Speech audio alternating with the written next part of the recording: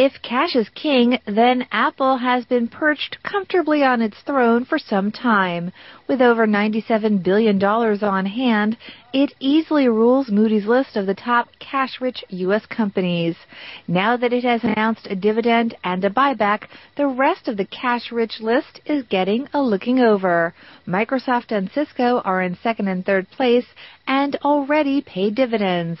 But it's the next name that could have investors searching for a payout. Google, the largest company currently, has enormous cash and has the ability. So what you would need in that case is for them to decide to do, just as Apple made the decision to do it. According to Moody's, Google has about $44 billion of cash on hand.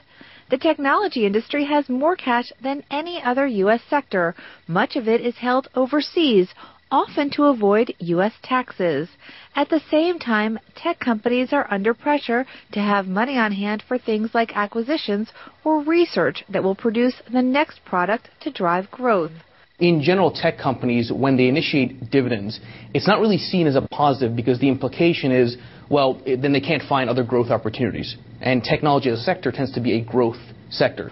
But despite that perception, technology companies have begun to share the wealth.